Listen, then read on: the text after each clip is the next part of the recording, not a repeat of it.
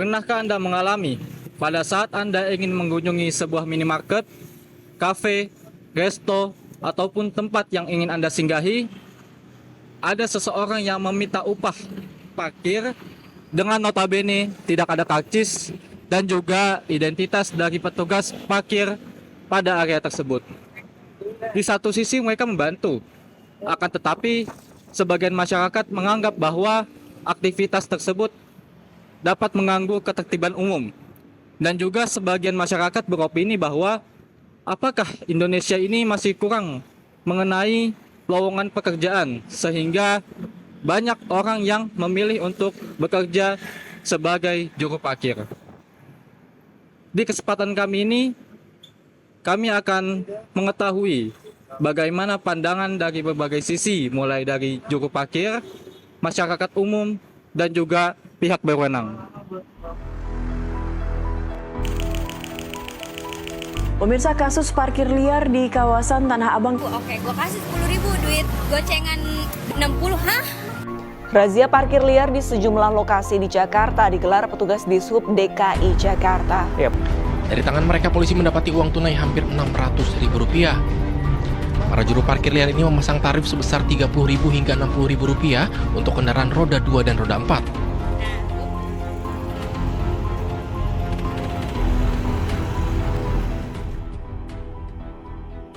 Jika kita melihat jalan di kota besar seperti Jakarta, pasti udah nggak asing sama pemandangan kendaraan yang parkir di pinggir jalan. Lalu, ada yang akan mengarahkan dan meminta uang. Biasanya mulai dari Rp2.000 sampai Rp5.000. Kadang dengan karcis, kadang tanpa tanda apa-apa. Buat sebagian orang, ini membantu. Tapi buat sebagian lain, ini menimbulkan tanya. Siapa mereka? Dan kenapa mereka ada di situ?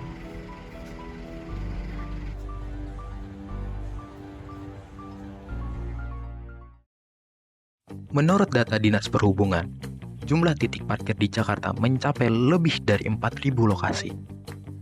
Tapi tidak semuanya resmi. Sebagian dijaga oleh individu yang bekerja tanpa sistem ataupun izin. Salah satunya berada di depan minimarket ini. Kamu berbincang dengan Bang Akbar, salah satu tukang parkir yang setiap hari menjaga area parkir di depan minimarket. Kira-kira itu udah berapa lama sih Bang jadi tukang parkir? Kalau saya sih udah setahun lebih ya Bang ya, setahun hampir 2 bulan.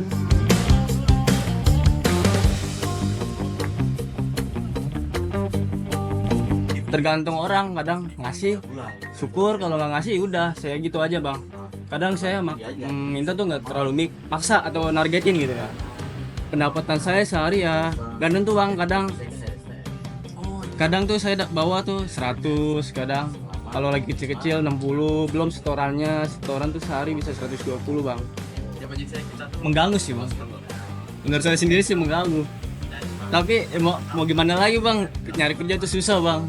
Mau nggak mau sih saya ngikut gitu, walaupun ini kan kerjaan halal. Saya juga parkir kan juga nggak terlalu maksa, mau bayar enggak gitu Bang. Kalau saya gitu Bang.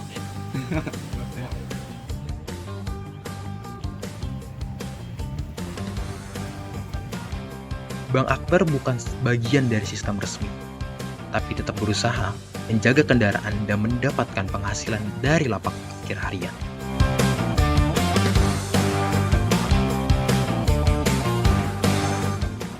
Sementara itu, kami juga bertemu dengan Bapak Agus. Ia adalah tukang parkir resmi yang sekaligus menjadi bagian dari tim keamanan di sebuah restoran. Saya di sini baru kurang lebih ada 3 bulan. 3 bulanan Bang.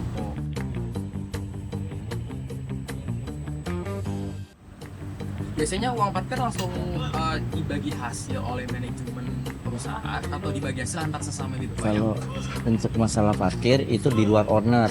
Kita di sini kan bukan tukang parkir, kita pengamanan. Beda sama tukang parkir kayak di Indomaret. Kalau kita kan nggak menentukan harus dia mau bayar parkir, nggak, kita nggak maksa. Kalau memang dikasih kita terima. Kita kan menjaga, karena lebih berat pengamanan daripada parkir. Kalau parkir kan dia lepas tangan. Kalau pengamanan kan sampai helm aja nggak boleh hilang, kaca spion nggak boleh hilang gitu. Itu kalau kita pengamanan.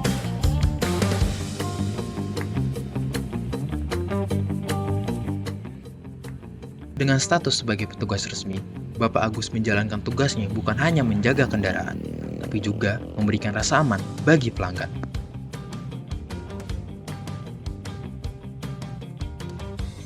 Setiap hari, warga kota menggunakan jalan dan lahan parkir umum. Tapi, apa mereka nyaman dengan sistem parkir yang ada? Atau justru sebaliknya? Untuk menjawab itu, kami menanyakan langsung opini mereka. Bagaimana rasanya menjadi pengguna jalan yang berhadapan langsung dengan tukang parkir, baik yang resmi maupun tidak. Kami ingin tahu, apakah keberadaan tukang parkir membuat warga merasa terbantu, atau justru menambah beban saat mereka hanya ingin berhenti sebentar.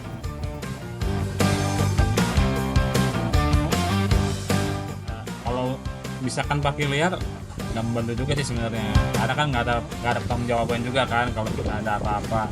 Kalau kayak parkir resmi kayak model parkir per jam atau enggak, ini kan dia kan kelihatan ada CCTV juga, tanggung jawab juga ya. Kalau parkir sih intinya meresahkan juga sih buat customer juga gitu.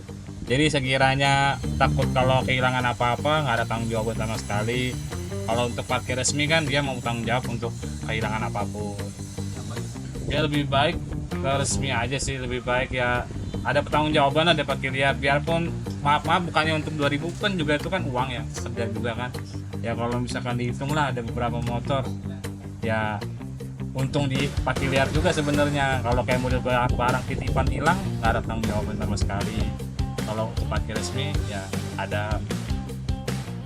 Banyak kan yang nggak bantu sih, banyak kan yang nggak bantu rata-rata ya. Gimana Pak kalau dari ngebantu gitu? Contohnya kadang banyak dari teman-teman parkir taruh UDD, tinggal helm begitu balik udah ini ada itu. Rata-rata parkir liar tuh kalau kekurangannya helm hilang, walaupun helm standar SNI kan, cuma kan lumayan harganya buat kita orang.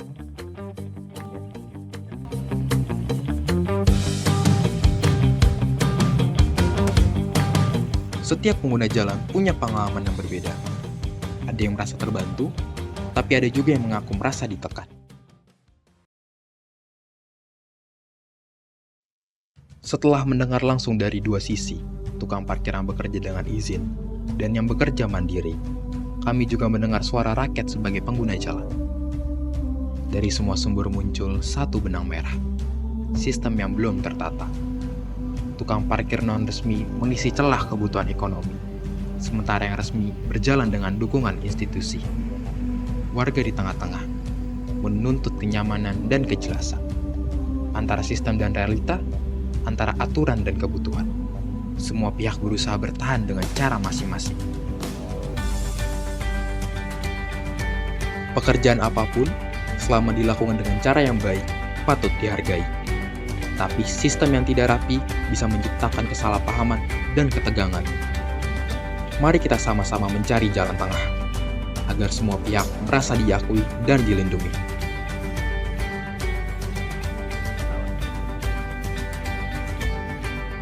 Setelah mendengar langsung dari tukang parkir, baik yang resmi maupun yang tidak, dan dari warga yang menggunakan jasanya, satu hal menjadi jelas, setiap pihak hanya ingin dihargai.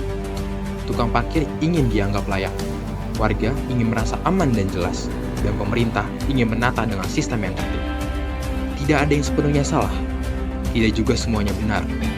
Tapi jika semua pihak saling mendengar, maka jalan tengah bukan hal yang mustahil. Saatnya melihat ini bukan sebagai masalah siapa, tapi tantangan bersama.